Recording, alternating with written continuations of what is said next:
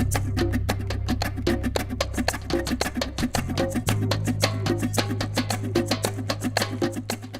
tema que nos convoca, hablar sobre lo que es o lo que somos, humildemente nos colocamos todos allí. La fuerza chavista es algo que puede verse desde múltiples maneras, de muchas maneras y de muchos ángulos.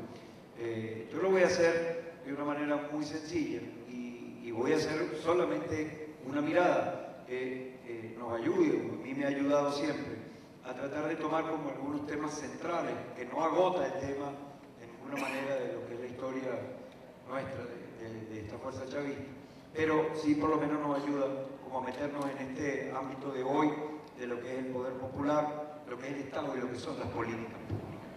Y voy a tomar como punto de partida lo que para mí ha sido como mi escuela, más que la propia universidad, lo han sido los barrios. Yo no provengo de barrio, sin embargo mi trabajo lo hice siempre, permanentemente en los barrios populares.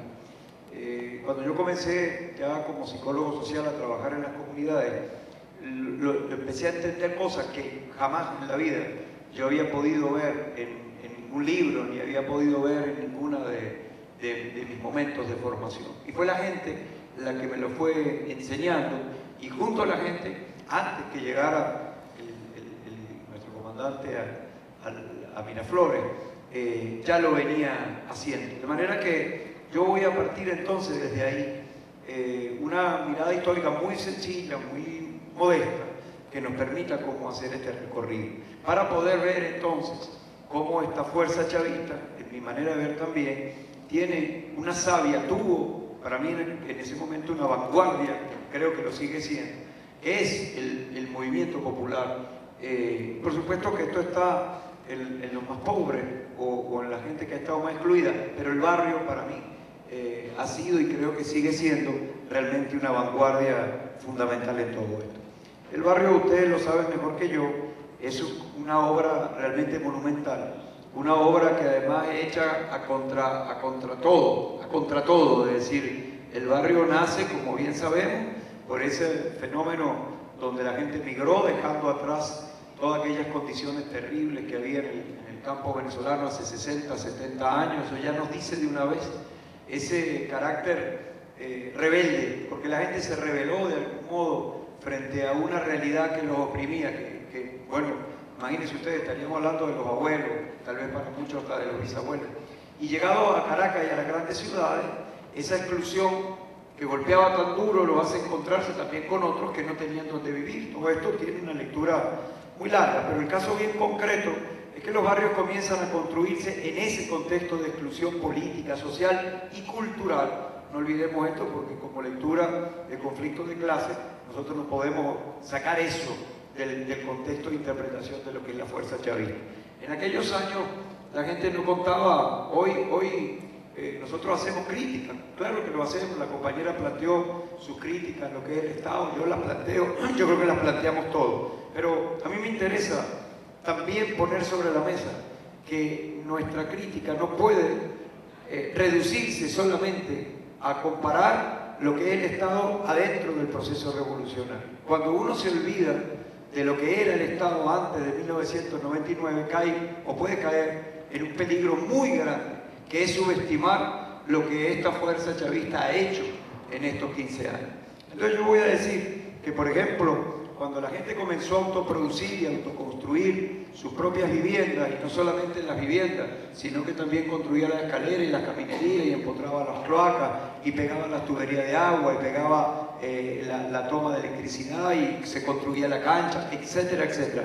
Repito, esa colosal obra que son los barrios de las grandes ciudades, no solamente es que no contaba con apoyo, estaba en contra de un Estado que su única propuesta era erradicarlo. En los años 60, comenzando los 60, como una herencia de la época de la dictadura Pérez Jiménez, la gran consigna pública era guerra al rancho, ya con una postura ideológica y cultural peyorativa, descalificadora.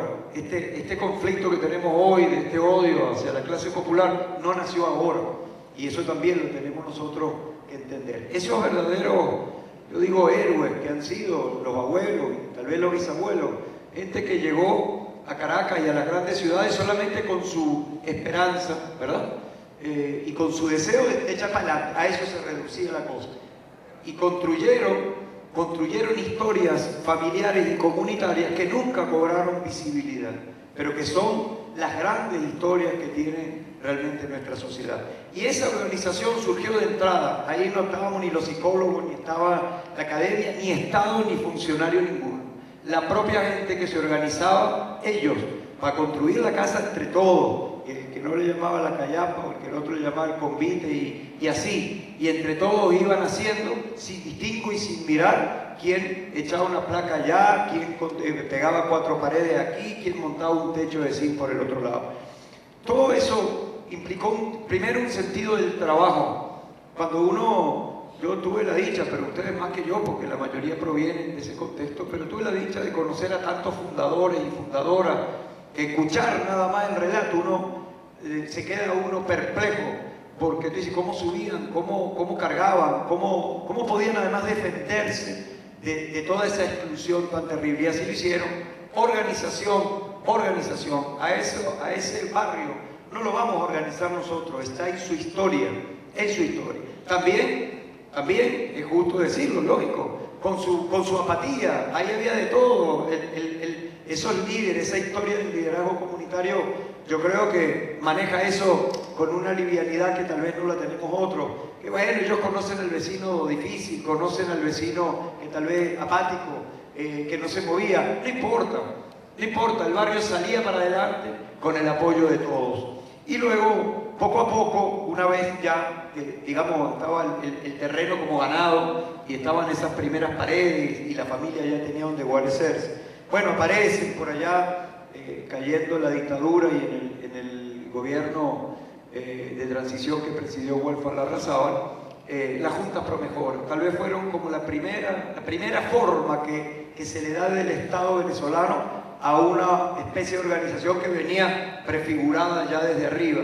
Pero qué interesante, porque el pueblo la tomó, hizo cosas buenas con eso también. Cosas que hoy podrán parecernos ingenuas a nosotros. Hoy, comparar hoy un consejo comunal con una junta Promejora, imagínense ustedes. Pero en aquel momento, el protagonista de eso, nuevamente fue el pueblo, o digamos, originariamente era otra vez el pueblo, que tomó la junta e hizo lo mejor que pudo hacer. Repararon, hicieron muchas mejoras en infraestructura, pequeñas obritas, como le dicen a uno todavía los que recuerdan aquello, pero que eran grandes cosas para que la gente fuera mejorando la vida. Y así vino la época del desarrollo comunitario. No vamos a entrar ahora en abrir esa etapa, pero fue la etapa donde los Estados Unidos generó la Alianza para el Progreso, muy preocupados para que la Revolución Cubana no encendiera la pradera en Latinoamérica, y lanzan aquí, como en toda Latinoamérica, la Alianza para el Progreso y generan una cosa que era desarrollo comunitario. Bueno, traían asesores para que generaran saneamiento en los barrios, etc. Nunca, jamás, en todos esos años, hubo el menor apoyo para la organización comunitaria. Esa organización la puso siempre el pueblo, siempre sabiendo que tenía que reunirse, sabiendo que tenía que discutir, sabiendo que entre todos tenían que resolver los problemas. Y ahí entraron también al servicio comunitario. Estoy haciendo una historia muy apincelada, ¿no? Pero es para llegar al punto que realmente queremos destacar y el punto de encuentro y de debate. Vinieron después, ya en la década del 70, la década del 80, las asociaciones de vecinos, una cosa que nació de manera distinta en clase media, también en la clase popular, y bueno, después criticamos mucho las asociaciones de vecinos, pero el pueblo también hizo su aprendizaje. Las asociaciones de vecinos no son una propiedad de la clase media, el pueblo las tomó y con ello construyó hasta que los partidos políticos de turno la cortaron y la agarraron para sí. Y todos ustedes recordarán cómo llegó un momento que las elecciones de las asociaciones de vecinos, más que asociaciones de vecinos, eran un instrumento de los partidos. Y entonces, tristemente, esas elecciones eran la plancha de Acción Democrática, la plancha de COPEI, la plancha del MAS, etc. Pero hubo un saldo allí que lo elaboró el pueblo, no los partidos. Los partidos, cuando ya no les sirvieron más las asociaciones de vecinos, las abandonaron. Pero el pueblo, más allá del nombre de la organización, avanzó nuevamente en organización y tuvo lecciones aprendidas. Ahí vimos también cómo hubo mucho liderazgo comunitario que lamentablemente cedió frente a la presión, cedió frente a la tentación que el sistema le hacía y terminaron más trabajando para los partidos políticos que para su propia comunidad. Luego va a venir un tiempo que a mi manera de ver fue sumamente fecundo, muy fecundo, que fue el tiempo de la autogestión. A medida que el sistema bipartidista va perdiendo vigencia y se va desgastando, el Estado y el gobierno, la gente lo va poniendo cada vez más lejos. Tal vez ustedes recordarán, muchos y muchas, que hubo un momento que decir aquí, en cualquier barrio que se era de un partido político, era prácticamente cerrarse las puertas para todo. Es decir, donde la gente no quería saber absolutamente nada, con nada que tuviera que ver con política. Un daño ciertamente que se le hizo a la sociedad venezolana porque se la despolitizó, porque nos quisieron enseñar o nos quisieron inocular que la política era mala. De eso se ocuparon los grandes medios de comunicación también, ese es otro tema de debate. Pero ellos se ocuparon de desprestigiar al mismo sistema que ellos mismos habían creado porque ya no les era de utilidad. ¿Qué hizo el pueblo y sobre todo qué hizo la organización comunitaria? Fue la autogestión. Otra vez, sin grandes apoyos. El pueblo reflexionando, el pueblo concientizándose prácticamente a sí mismo, creó lo que yo creo que fue una extraordinaria doctrina, porque yo durante todo ese tiempo tuve una enorme suerte de poder conocer muchas experiencias, no solamente en Caracas, prácticamente en todo el país. Para donde uno iba, no había barrio en este país donde no hubiera una organización de algo. Eran 4 o 5 vecinos por el ambiente, por la educación, por la cultura. Y esto se llenó de propuestas en todas partes. Cada quien tenía una propuesta para su comunidad. Cada quien había invertido mucho tiempo en reunirse, un tiempo de una gran fecundidad, pero a espaldas, por supuesto, de ese poder que venía desvaneciéndose ya, y cuando se llegó a la década del 90, donde el ataque neoliberal se impuso en el segundo gobierno de Rafael Caldera, donde hubo en la reducción del Estado, llegaron las ONG, entonces el pueblo quedó resistiendo. Yo creo que lamentablemente ya con una voluntad muy tocada, no diríamos una voluntad vencida porque nunca lo estuvo, sin embargo una profunda desesperanza, y quedaba como resto, yo creo, de esta sociedad rebelde, quedaba justamente el movimiento autogestionario que estaba en los barrios populares. Eso fue lo que yo creo que quedó como bastión, y ahí ocurre lo que podemos llamar casi que un milagro, que bueno, a partir del Caracazo y luego lo que va a ser la rebelión liderizada por nuestro comandante, ese diálogo yo lo guardaría así como en la historia, como uno de los momentos más sublimes, un diálogo entre esa propuesta que trae el comandante, porque esto se ha estudiado mucho y se ha analizado mucho, y yo recuerdo, sobre todo la derecha en aquellos años, que trataba de entender qué pasaba y lo reducían y decían, es que Chávez es muy buen comunicador, lo que pasa es que él sabe cómo hablarle a la gente. Lo reducían a los elementos casi de mercadeo y de publicidad. El problema no era ese, el problema era la densidad ideológica profunda que había todavía en el movimiento autogestionario, que no es casualidad, según veo yo, que fue con el primero que el comandante pudo dialogar y con el cual él se dejó conducir. Yo tengo para mí que hoy, cuando yo veo esta fuerza chavista, de la cual, repito, humildemente creo que todos nos entramos en ella, cuando uno dice, bueno, es que Chávez fue un gran conductor, ¿quién puede dudar eso? El gran ideólogo, ¿quién puede dudar eso? Pero Chávez tuvo la gran virtud de dejarse conducir por su pueblo también, porque cuando uno escuchaba a nuestro comandante, la infinidad de intervenciones que nos deleitó a todos y nos enseñó tanto, siempre estaba presente el razonamiento que uno escuchaba también en los barrios populares. Es decir, yo no creo que los consejos comunales hayan sido un invento solamente de Chávez. Yo no sé quién los ideó, porque al final fue una obra colectiva. Pero es que el sentido de organizarse y el sentido de participar ya lo había inventado la gente. Eso es lo que la derecha nunca descifró de nuestro comandante, y es lo que creo que no logra descifrar de lo que es el chavismo, que lo trata de encontrar en las grandes teorías políticas, a ver a qué se parece, a ver a qué es similar, a ver cómo lo entendemos, pero resulta que para entender esto hay que entender la historia de la organización popular, con su claro y su oscuro, con su avance y con su retroceso. Entonces, llega por supuesto ya ese proceso constituyente, donde ahí entra, como, yo creo que como un río desbordado, lo que la gente ya tenía en la cabeza. O es que el hecho de trabajar a partir de las necesidades sentidas lo inventó el chavismo solo, eso lo inventó la gente. El trabajar de manera organizada, ¿quién lo inventó? Eso lo inventó la gente. Lo que pasa es que cuando llega nuestro comandante al poder y con él llega la revolución bolivariana, obviamente que este poder se pone al servicio de eso y ahí empieza una construcción colectiva realmente gigantesca. Y es ahí donde yo creo que nosotros también tenemos que, como el mismo comandante lo decía, darle honor a quien honor merece. Nuestras instituciones públicas tienen muchas dificultades, tienen muchas contradicciones, tienen muchas trabas, cierto.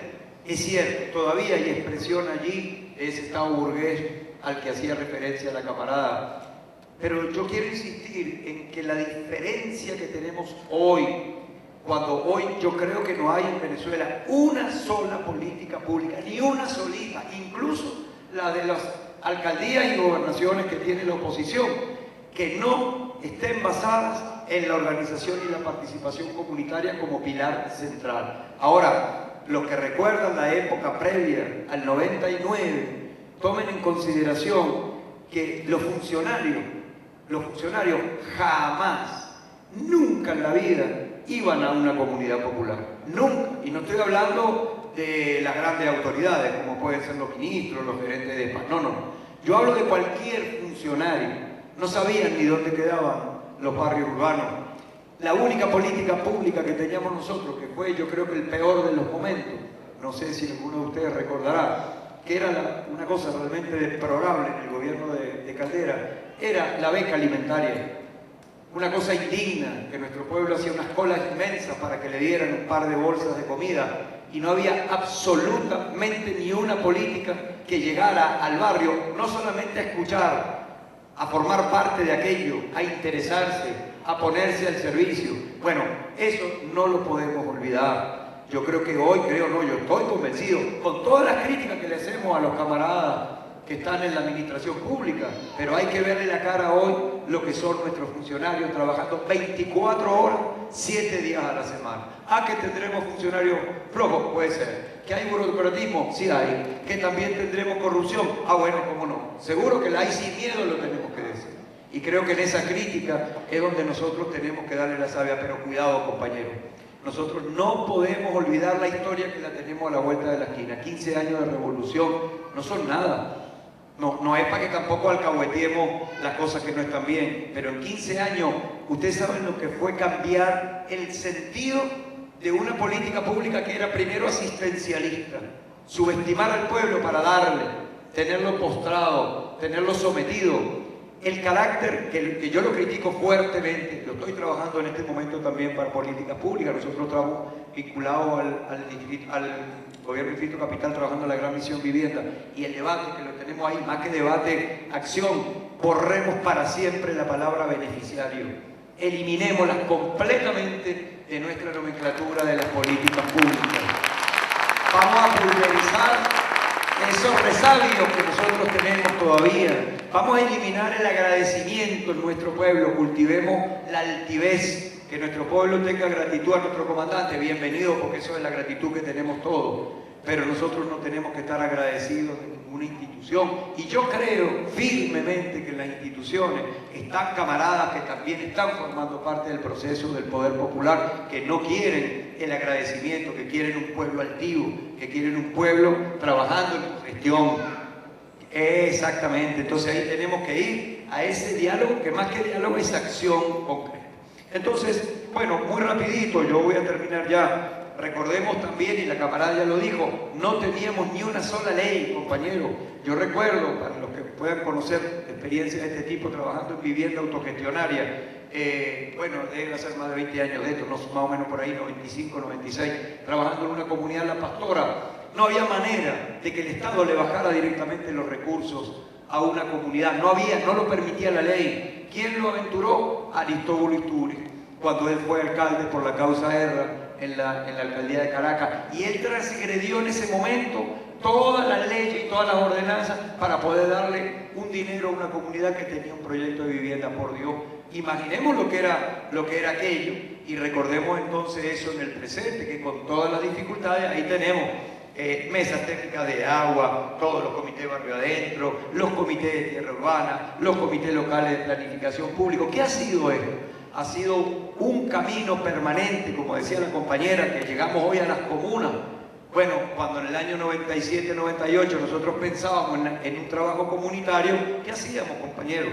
Vamos a limpiar una quebrada, vamos a pintar una escuela, vamos a ver si podemos reparar una cancha, y eso era mucho, pero eso era todo lo que se podía hacer, porque el pueblo de verdad había llegado a un punto donde había quedado prácticamente arrinconado solamente para resolver los problemas de su sector, que esa fue otra cosa que tuvimos que cambiar, y todavía hoy, lamentablemente, ese aprendizaje social nos pesa mucho, porque todavía hay gente en nuestras comunidades que sigue pensando primero en sí misma y en su sector. Entonces, nosotros tenemos que ayudar a desmontar eso, pero lo tenemos que ayudar a desmontar con lo que tenemos, porque cuando uno piensa que no teníamos leyes y hoy tenemos las leyes del poder popular, bueno, imagínense ustedes a qué distancia estamos. Yo culmino entonces, digo, esta historia, por supuesto, daría para que habláramos aquí toda la noche, más que hablar yo, que la historia que ustedes seguramente conocen y de la que son parte nos ilustre siempre, y que no nos olvidemos, y lo vuelvo a repetir ahora hablando de la Gran Misión Vivienda, por ejemplo, que cuando el Estado está construyendo vivienda, no le está regalando vivienda a la gente, está pagando una deuda histórica que tenemos con aquel campesino que emigró a la ciudad y no encontró sitio donde vivir. Eso lo tenemos que trabajar aquí, en esta cabeza y en esta conciencia de hoy, de estos jóvenes que muchas veces, yo diría que las más de las veces, ignoran esa historia que lo excluyó, y corremos un riesgo político inmenso de llegar a creer que la derecha, ingenuamente, imaginen ustedes, podría seguir adelante con esos programas, y que lo único que tenemos que hacer es darle el poder a ellos para que lo administren mejor, porque a eso juegan también. Entonces ese tema de conciencia histórica es indudablemente una gran batalla que tenemos que dar. Bueno, mi manera de ver, pues, creo que hoy hemos encontrado ese camino, pero lo hemos encontrado gracias a la vanguardia de la organización popular, que lo venía marcando hacía mucho tiempo. Es la organización, es la participación y es la cogestión pública compartida. Por supuesto, el camino por delante es muy largo, ya lo dijo la camarada, pero el poder popular sigue siendo y tendrá que ser la única manera en la que nosotros vamos a poder construir este legado de nuestro comandante. Bueno, muchas gracias.